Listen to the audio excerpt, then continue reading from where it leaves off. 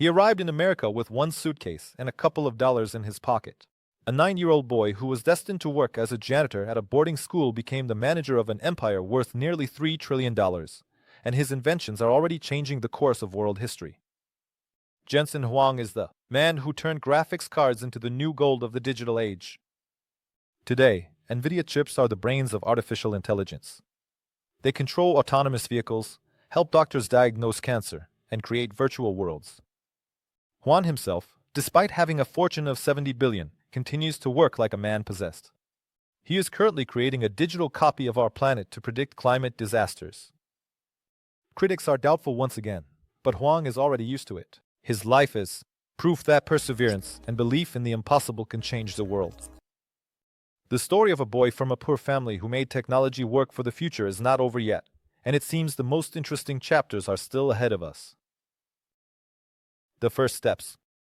The early years of the future founder of NVIDIA are an amazing story of resilience. His childhood, full of global upheavals, became the crucible in which the character of one of the most influential technological visionaries was formed. The Huang family belonged to the Taiwanese middle class.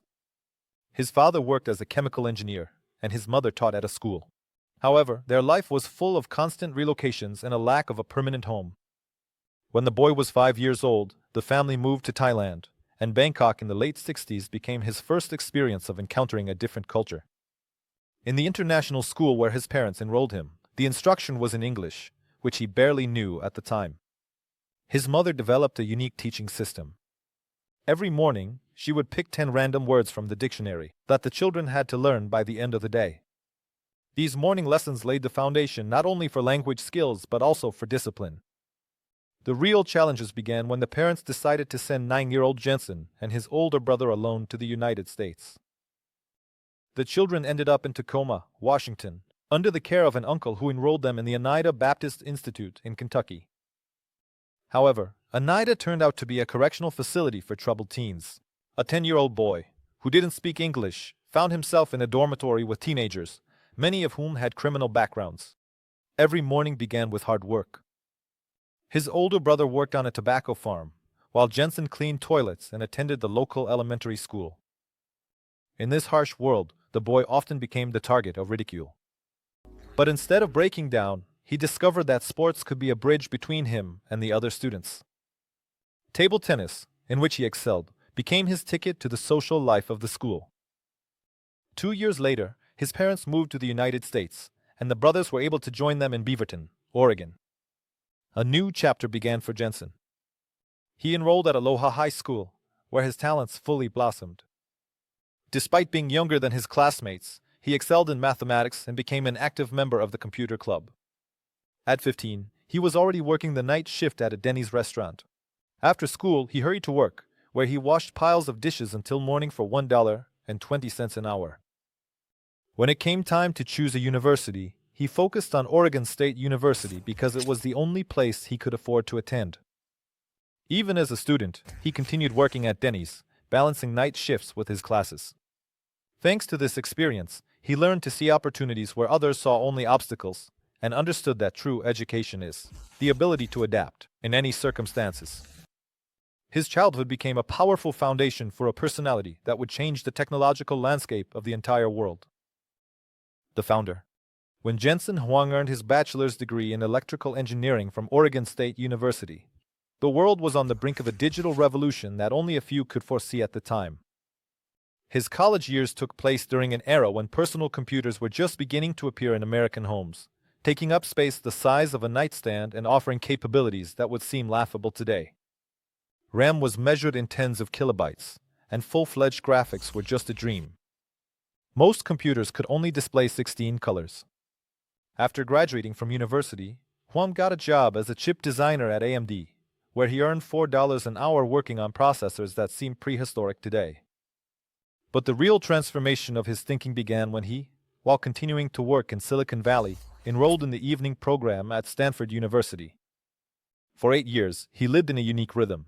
During the day, he worked on practical chip design tasks, and in the evenings and on weekends, he immersed himself in the academic world of advanced research. Stanford in the mid-80s was an amazing hybrid of a conservative engineering school and a hotbed of revolutionary ideas. In the labs where Huang would go after his workday, professors discussed concepts of parallel computing and neural networks, which at the time seemed like science fiction. Meanwhile, at his main job, colleagues focused on increasing processor clock speeds, considering graphics accelerators to be an expensive toy for military and scientific labs. This period of double life shaped Huang's unique perspective. Working on real chips during the day, he saw how the industry had hit technological limits with traditional approaches. And in the evenings at Stanford, he learned about theoretical developments that could overcome these limitations. His thesis already outlined the general contours of an architecture that would, a few years later, materialize in NVIDIA's first graphics processors. The difference in approaches to the computing problem was particularly telling. In the corporate environment, the dominant idea was that the future lay in increasing clock speed. If a processor operated at 10 MHz, the goal was to achieve 20. But at Stanford, Huang encountered an alternative approach. Instead of making a single processor work faster, you could use many simple processors working in parallel.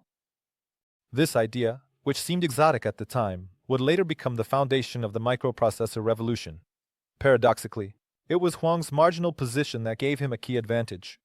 While university researchers often didn't understand industrial constraints, and corporate engineers couldn't see beyond the current product cycle, he was in a unique position to connect cutting-edge theories with practical implementation. This experience of working on two fronts for 8 years became the crucible in which his revolutionary vision of the future of computing was formed. After completing his education at Stanford at the age of 30, Huang reached a point where the accumulated knowledge and experience demanded realization. A year later, he would leave a stable job and, together with 2 colleagues, create a then unknown company to bring the boldest ideas to life. Failure and triumph. The original name, Envision, seemed like a logical choice for a company involved in computer graphics, concise, technological, and reflecting the essence of the business. However, during one of the evening meetings in their unofficial office at a corner table in a diner, Dennis Huang proposed changing the name to NVIDIA, derived from the Latin word meaning envy. Let the competitors turn green with envy. That was the idea behind the renaming. None of them could have imagined then that 3 decades later, this name would be associated not just with success, but with a complete transformation of the computing industry. The process of registering the company became the first serious challenge for the young entrepreneurs. Lawyer James Gaither from a prestigious law firm, whom they approached for help, unexpectedly demanded $200 in cash right on the spot. The amount was significant for the startup founders, whose total capital consisted of modest savings. Huang, recalling his habit of saving every cent since his days working as a dishwasher, unhesitatingly pulled out his wallet. "Each of us has to contribute $200, he said to his co-founders in the parking lot in front of the lawyer's office. These $600, an amount comparable to the cost of a pair of good sneakers by Silicon Valley standards of that time, became the symbolic beginning of a journey that would eventually lead their company to a $1 trillion valuation. On April 5, 1993, in a small office of the Santa Clara County Registrar, a historic event took place. Huang signed the founding documents of the new company. At that moment, he was only 30 years old, and he became the youngest of the 3 co-founders, yet he was unanimously recognized as the CEO. This fact did not bother anyone, considering his unique combination of technical genius, business acumen, and leadership qualities, which were already evident to his colleagues. The first significant investments in the company seemed to come unexpectedly, but behind this stroke of luck were months of hard work and relationship building. Huang, who maintained warm professional relations with his former employer, managed to capture the interest of the company's CEO, Wilfred Corrigan, with his vision. Impressed by the young entrepreneur's persistence and clarity of thought, Corrigan arranged a meeting for him with Don Valentine, a well-known venture capitalist who was instrumental in the founding of companies like Apple, Cisco, and Oracle. The pivotal presentation took place in a spacious conference room on Sand Hill Road, with a panoramic view of Stanford University, the very place where Huang once studied in the evenings, balancing work and rigorous academics. The 3-hour meeting became a turning point. Valentine, known for his almost supernatural ability to recognize true talent, saw in the young immigrant that very spark that distinguishes great entrepreneurs from merely lucky businessmen. His investments totaled $2 million. By big business standards, an amount sufficient to hire the first 12 employees and to rent a modest office of 800 square feet in the business center of Santa Clara. However, the path to true success turned out to be much more thorny than the founders could have imagined. The first chip, into which the company poured its heart and last resources, turned out to be a commercial failure. It consumed too much energy, required special monitors, and worst of all, showed terrible incompatibility with most of the popular games of that time. Technically advanced and innovative for its time, it nevertheless was ahead of market realities, requiring special monitors and being incompatible with most of the popular games of that time. The commercial failure was so severe that NVIDIA found itself on the brink of bankruptcy. Employee salaries were delayed for months. Key engineers were leaving the company one by one, and investors were demanding immediate and tangible results. But it was at this critical moment that Huang's main character trait emerged: his unique ability to learn from mistakes and turn defeats into springboards for future victories. It became clear to him that it wasn't enough to just create good products. It was necessary to shape the future of the entire industry. This principle forged during the company's darkest days, when the bank account dropped below $100,000 and creditors were knocking on the door. Later became an integral part of NVIDIA, defining its approach to innovation for decades to come. A turning point. In the spring of 1996, testing began on the first prototypes of the new Riva 128 chip. The results were astonishing. In key parameters, the new chip outperformed competitors by 4 times. This figure was so incredible that the team even doubted the accuracy of the measurements. However, repeated tests confirmed NVIDIA had indeed achieved the impossible. The January presentation of the Riva 128 was a triumph for the entire team. Computer magazines enthusiastically wrote about the chip's revolutionary architecture and its stunning performance. But instead of celebrating, Mr. Huang gathered the employees for a new meeting just a week later. He announced that they needed to set even more ambitious goals for themselves. The development of the GeForce 256 began on the eve of the new year 1999. Jensen Huang set what seemed like an impossible task for the team: to develop a fundamentally new architecture in 12 months that would surpass their own creation by at least twofold. That winter became a time of unprecedented pressure for the NVIDIA team. Huang introduced the practice of night shifts. Twice a week, key developers stayed in the office until dawn, discussing architectural solutions by the light of desk lamps. Special attention was given to the new shader system, shaders, which was supposed to radically change the approach to graphics rendering. But by spring, the project faced a serious crisis. The first test samples showed instability under high loads. Huang made a decision that shocked the board of directors to halt all other projects and throw all resources into solving the problem. For 72 hours of continuous work, the team tried more than 20 different configurations. The solution was found literally 12 hours before the scheduled shipment of samples to manufacturers. A tiny modification in the power supply scheme stabilized the chip's operation. The technical specifications of the GeForce 256 were astonishing.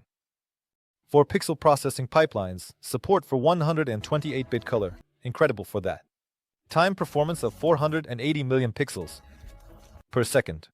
But the real revolution was a fundamentally new approach. The chip took over functions that were previously handled by the central processor, freeing it up for other tasks. The market reaction exceeded the boldest expectations. Within the first month after the presentation, NVIDIA received orders for more than 1 million chips. The stocks of the company, which were trading at $20 in January, reached $110 by the end of the year. But the most important thing was the recognition from gaming studios. Developers began massively optimizing their products for NVIDIA's architecture, seeing it as the future of the industry. This success made NVIDIA the market leader and revolutionized the very paradigm of computer graphics. Huang, who started with $600 in his pocket and a table at a diner, proved that true technological revolutions are born not in the corporate labs of giants, but in the minds of those who dare to think differently. Legacy. NVIDIA today is the architect of digital reality.